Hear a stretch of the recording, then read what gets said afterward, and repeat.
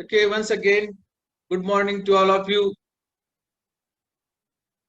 So just now we have seen what is the restricted rotation and how it is useful in the determining the various type of stereochemistry. So cis and trans, we have seen that in case of N-dimethyl formamide example. Now continuing the another point from NMR spectroscopy, that is called as F19 NMR spectroscopy. Now you may have the question, we are studying the HNMR spectroscopy. Why we are studying the HNMR spectroscopy? The basic need of NMR spectroscopy is that any molecule whose NMR is going to take should have the proton, because in proton, if you look at this atom of the hydrogen or proton, you will find nucleus, and in that nucleus proton is there. And if you look at this atomic number of hydrogen, it is 1, its mass number is also 1. And when we consider the spin quantum number or spin, that is I, it is always 1/2. So this proton having a spin always 1/2, therefore it can undergoes or it can shows the NMR spectroscopy. Similar fashion, when we consider fluorine, you know that fluorine, it is the halogen series element and it is the first element in the halogen series. And if you look at this fluorine atom, atomic number of fluorine is 9 and its mass number is 90. And it is naturally occurring isotope just like a hydrogen. You know that hydrogen having the 3 different isotope, hydrogen itself, deuterium and tritium. Likewise, fluorine, which having the atomic number 9 and mass number is 90, and it is naturally occurring just like hydrogen. Hydrogen having a spin 1/2. Similar fashion, fluorine also have the spin 1/2. We know that it having a spin I is equal to 1/2, except for the appropriate radio frequency source. No major modification in the instrument is required for F19 spectrum of organic compound is detected or needed. Now see here, whatever instrument we are using for taking the NMR spectra of any organic compound, that is HNMR spectra. Similar instrument is using for taking the F19 NMR spectra, because the property of hydrogen and property of fluorine 19 are same or similar. So therefore, we did not require the different instrument for taking the F19 NMR. You can take F19 NMR of any organic compound just like H1 NMR spectra on the same instrument. So this is very interesting. So chemical shifts are commonly measured with CFCl3 as a standard. In case of NMR spectroscopy, we are using TMS, tetramethylsilane. But in this case, what we have to use is the CFCl3. Instead of hydrogen here, what I put here is the fluorine. So CFCl3 is used as a standard in the F19 NMR spectra. The range of chemical shift covered by fluorine containing compound is 0 to 200 ppm. Now this is the main difference. In case of HNMR spectroscopy, we consider 0 to 10 ppm. I have written 2 only, but it is not correct. 0 to 10 ppm. And in case of F19 NMR, that chemical shift is ranges from 0 to 200 ppm. and 0 to 10 ppm in case of proton magnetic resonance. Moreover, the signals corresponding to the fluorine resonance are well separated on the spectrum. Clearly, the value of coupling constant, that is J, is in such a compound have larger value. What it indicates there? As we are getting the F19 spectra, NMR spectra of the value 0 to 200 ppm, and H1 NMR spectra is getting from 0 to 10 ppm. So value of F19 NMR spectra is higher as far as chemical shift is considered than HNMR spectra. Definitely the peak intensity which occur in the H1 NMR spectra is little bit smaller, but in case of F19 NMR spectra, the peak height is going to be increases. Peak height is going to be increases. So this is the main reason. One thing is that the instrument which are required for the F19 NMR spectra are same or similar one as we used in H1 NMR spectra. Another important difference is that the chemical shift of F19 NMR spectra is 0 to 200 ppm, and in case of H1 NMR it is 0 to 10 ppm. Third important point is that the peak height which is obtained in H1 NMR spectra is little bit small, but the peak height of any compound, organic compound, when it is taken in F19 NMR, that peak height is higher or larger. So these three things we have to keep in mind. See this one. When we consider the proton, atomic number of proton is 1, its mass number is 1. Its spin number or spin quantum number I, it is 1/2. So due to this 1/2 spin quantum number, we can record the NMR spectra very well.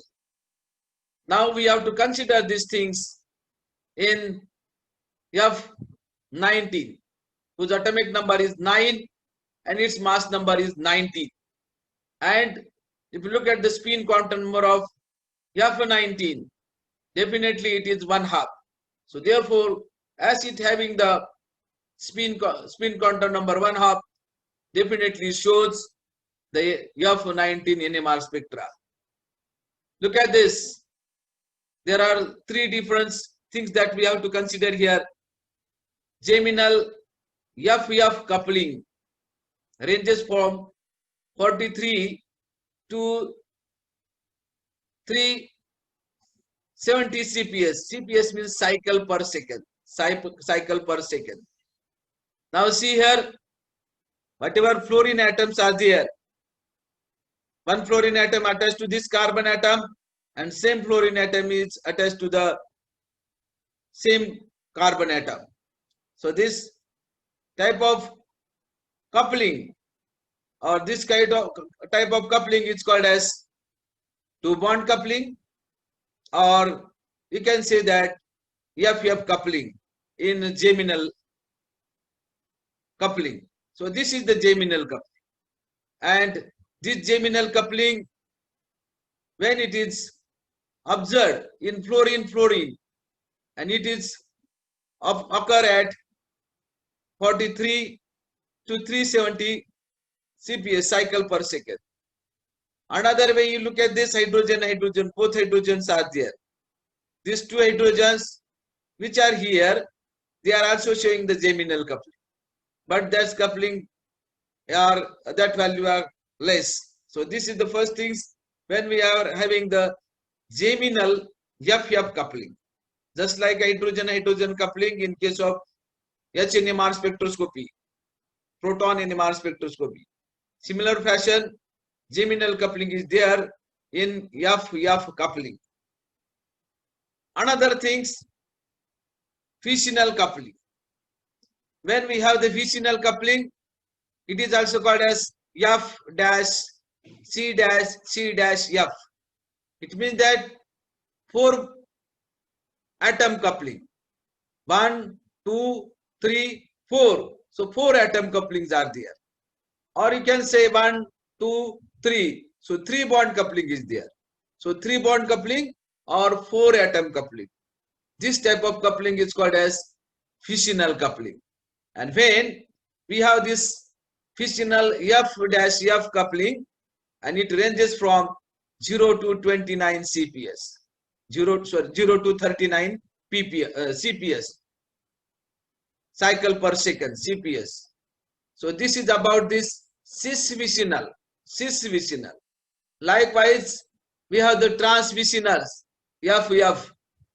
Then in case of F coupling, constant varies from 0 to 58 CPS, while its value ranges from 106 to 140 CPS in case of transfluorine. So this is the transfluorine. This is the trans. When we consider this trans, that value 106 to 148 CPS. So these two things we have to remember. So look at this next part of this in fluorine spectroscopy. That is called as F19 spectroscopy. Coupling between hydrogen and fluorine is very strong geminal HF. The coupling ranges from 42 to 80 CPS J value, cycle per second, while fissional coupling, hydrogen into F, and coupling constant is between 1.3 to 29 CPS cycle per second. For cis HF, J is equal to 0 to 22 CPS, while in trans isomer, it has the value of coupling constant equal to 11 to 52 CPS cycle per second. It is important to note that the fluorine atom attached to the benzene also coupled with the proton on the ring. It means that when we have the benzene ring and fluorine atom is there, and definitely that fluorine atom is coupled with the proton of benzene ring. For ortho HF coupling, constant ranges from 7.4 to 11.4 CPS cycle per second. For meta coupling, that is HF, value of J, that is coupling constant from 4.3 to 810 CPS. And para coupling, it is HF coupling is 0.2 to 2.7 CPS. Look at this. We can take the example of this. For example, consider the NMR spectra of 1-bromo-fluoroethane, CH3 CHFBr. Let the spectrum be recorded in the external field of 14092 Gauss at 60 MHz frequency for the proton H1 and at 56.42 MHz for F19. Now see this one. When we have NMR spectroscopy, in case of NMR spectroscopy, HNMR spectroscopy, if we look at this, how many different type of protons are there? You can say that there are two different type of proton. This is A type, means CH3 proton is of A type and CH proton is of B type. Means only two type of protons are there. In this case, when I consider CH proton, this CH proton shows quartet because the neighbor of this CH is CH3, and this proton is coupled with these three hydrogens which are near to it, and therefore by using n+1 rule, the n is equal to 3, 3 plus 1 is equal to 4, and this 4 means it is the quartet. I think you can understand this concept. Another case we have to study here or take into the consideration that whatever we are having this one, CH3, look at this CH3. Neighbor of this CH3 is this CH. Means these three hydrogens are coupled with the hydrogen of this carbon atom. Hydrogen of this carbon atom. And therefore, here by using the rule n plus 1, here n is equal to 1. So n plus 1 means n is equal to 1 and 1 plus 1 is equal to 2. Therefore, this CH3 shows the doublet. So this is occur in HNMR spectra. This is occur in HNMR spectra. But when you consider F19 spectra, in this case, what happened? First case, as you know that this CH3, neighbor of this CH3 is hydrogen. And by using n plus 1 rule, we can get n is equal to 1. 1 plus 1 is equal to 2. Therefore, it shows the doublet. It shows the doublet. But it is not the case only it shows the doublet. Because this CH3 also coupled with this fluorine. This CH3 also coupled with this fluorine. Because fluorine behave like hydrogen. And it shows long range coupling.